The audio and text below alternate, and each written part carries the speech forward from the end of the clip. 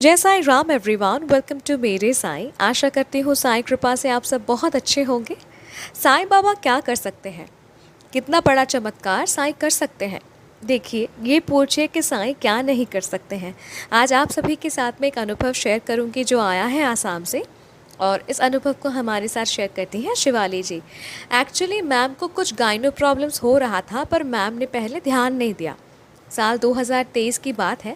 जुलाई महीने में मैम गुरु पूर्णिमा के दिन साईं की पूजा करती हैं, रात तक पूजा करती हैं, सच्चरित्र जी का पाठ करती हैं, और उसके 3-4 दिन बाद से मैम नोटिस करने लगी।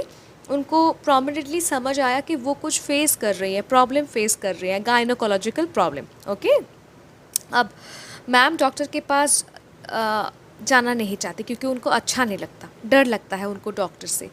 पर ये साईं की ही कृपा थी कि मैम इस बार सही टाइम डॉक्टर के पास गई, वरना मैम पहले क्या कर रही थी ना, रोज़ ऊदी में पानी ऊदी में मिलाकर पी रही थी। ओके, मैम बहुत हिम्मत जुटाकर डॉक्टर के पास गई, और डॉक्टर ने चेकअप करने के बाद कहा कि आपको कुछ टेस्ट करवाना होगा और उसके बाद एक छोटा सा ऑपरेशन करवाना होगा। अब सर उस वक्त घर में नहीं थे क्योंकि सर बाहर काम करते हैं, ठीक है, सिटी से बाहर काम करते हैं। मैम और उनकी बेटी थी, और जब डॉक्टर ने कहा कि छोटा सा ऑपरेशन करवाना होगा, मैम बहुत डर गई।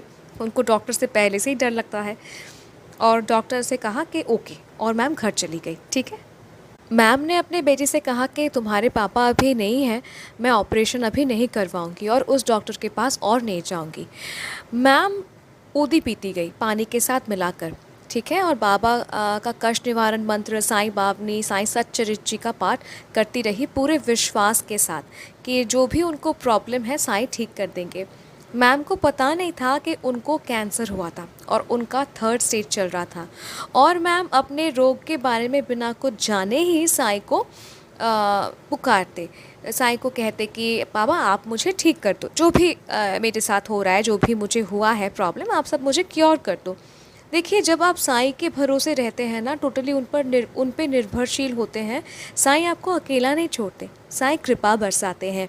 और फिर से साईं की कृपा से मैम दूसरे डॉक्टर के पास गई, और दूसरे डॉक्टर ने कहा मैम को कि आपको 2 टेस्ट करवाना पड़ेगा, एक बायोप्सी और एक और टेस्ट था।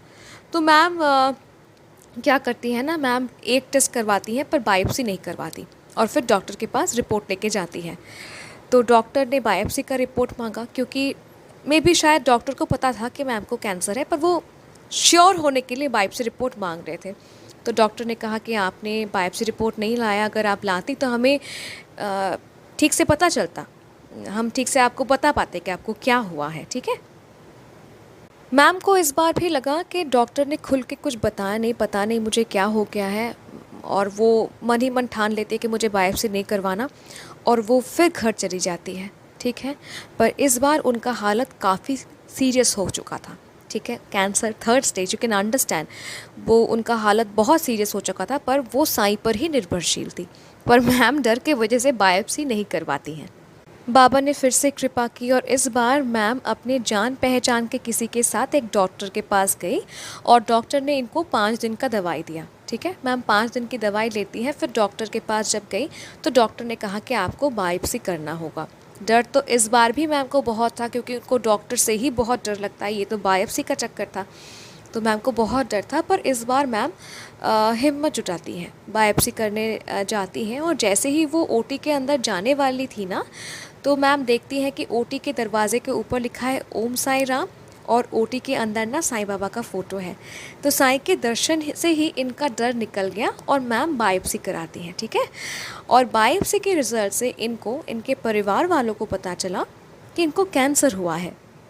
अब मैम बहुत सॉफ्ट हार्टेड हैं, ठीक है, उनको लगा कि वो ज़िंदा नहीं रहेंगी, और बहुत रोती हैं। देखिए, अभी भी बहुत सारे कैंसर पेशेंट्स हैं जो बहुत सफ़र करते हैं, केमोथेरेपी चलता है, पर लास्ट तक वो ना जंग जीत नहीं पाते, है ना। तो मैम बहुत डर गई थी, उनको लगा कि पता नहीं कि कैसे इस रोग से उनको मुक्ति मिल सकता है, वो ठीक होंगी भी या नहीं, ज़िंदा रह पाएंगी या नहीं, बहुत सोच में पड़ गई। फिर पैसा, रुपए खर्चा, ये सब को लेकर ना वो बहुत चिंता करने लगी। जिस दिन उनको पता चला कि उनको कैंसर हुआ है, तब इन्हीं के किसी जान पहचान वालों में से किसी ने कहा कि सजेस्ट किया कि आसाम में रहकर अगर ट्रीटमेंट करवाओगी तो शायद ही कुछ होगा, इससे अच्छा तुम चेन्नई अपेलो चले जाओ, वहाँ रहो और अपना ट्रीटमेंट करवाओ। मैम हेजिटेट कर रही थी कि बाहर जाके ट्रीटमेंट कराना यानी ज़्यादा खर्चा होगा, बहुत रुपए लगेंगे, इनके पास लाख लाख रुपए नहीं हैं। तो मैम अपने हेल्थ के साथ कॉम्प्रोमाइज़ करने के लिए तैयार थी कि जो भी होगा आसाम में कम खर्च में हो जाएगा, मैं कर लूँगी, पर इतने पैसे खर्च करके मैं चेन्नई अपोलो नहीं जाऊँगी। पर इनके बेटे ने तब कहा कि माँ ज़मीन बेच देंगे, घर बेच देंगे, सब कुछ बेच देंगे, पर आपको लेकर हम चेन्नई अपोलो जाएंगे, आपका ट्रीटमेंट हम कराएंगे। और उस वक्त मैम के जान पहचान वाले इनके भाई, मैम एक आंटी हैं जिनको मैम साईं माँ बुलाती हैं, वो सब ने कंट्रीब्यूट किया पैसा। सब ने कहा कि तुम जाके ट्रीटमेंट कराओ, हम सब हैं, हम सब कंट्रीब्यूट करेंगे। और साईं कृपा से ही ऐसा हुआ, ठीक है। देखिए, जब साईं पे विश्वास होना, आपको सहायता कहाँ कहाँ से मिल जाता है, आप सोच भी नहीं सकते हैं। साईं के आशीर्वाद से बीमारी पता चलने के 2 दिन बाद ही मैम सर और अपने बेटी के साथ चली गई चेन्नई अपोलो ट्रीटमेंट के लिए। तुरंत पैसे अरेंज हो गए, ठीक है। और 2 महीना मैम वही रही अपोलो चेन्नई में। इवन मैम बताती हैं अपोलो मेन बिल्डिंग में घुसते ही उनको ना बाबा का एक बड़ा सा मूर्ति दिखा, और मैम को एहसास हुआ कि जो भी हो रहा है ना इनके साथ साईं कृपा से हो रहा है, साईं मर्जी से ही हो रहा है। और साईं बाबा ने ही इन्हें अपोलो चेन्नई बुलाया है, इन्हें पुनर्जन्म देने के लिए। अपोलो में मैम 2 महीने रुक कर ट्रीटमेंट कराती हैं, ठीक है। और फिर 2 महीने बाद वो आसाम वापस लौट गई। फिर 3 महीने के बाद मैम जब फिर से चेकअप करवाने गई, तब उन्हें कैंसर मुक्त घोषित किया गया। डॉक्टर्स बहुत खुश थे।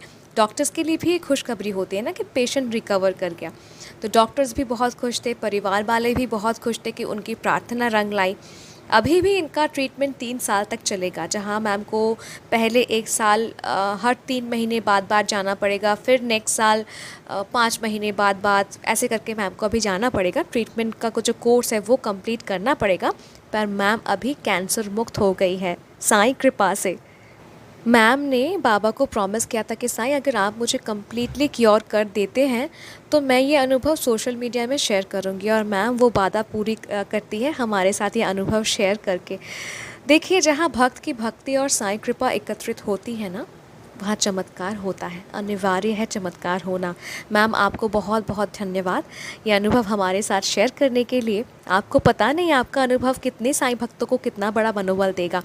और आप सभी से कहूँगी, अगर अनुभव अच्छा लगा तो प्लीज़ लाइक कीजिए, शेयर कीजिए प्रचार महिमा। अगर आप भी अपना अनुभव मेरे साथ शेयर करना चाहते हैं तो आप मुझे ईमेल कर सकते हैं, इंस्टा में डायरेक्ट मैसेज कर सकते हैं, या फिर मेरे व्हाट्सएप नंबर में भी आप मुझे मैसेज कर सकते हैं। मेरा कॉन्टैक्ट डिटेल्स डिस्क्रिप्शन पे दिया हुआ है। और अगर जुड़े नहीं हैं अब तक मेरे साईं परिवार के साथ तो चैनल को सब्सक्राइब कर लीजिए। मिलती हूँ बहुत जल्दी नए साईं अनुभव के साथ। टिल देन, जय साईं राम।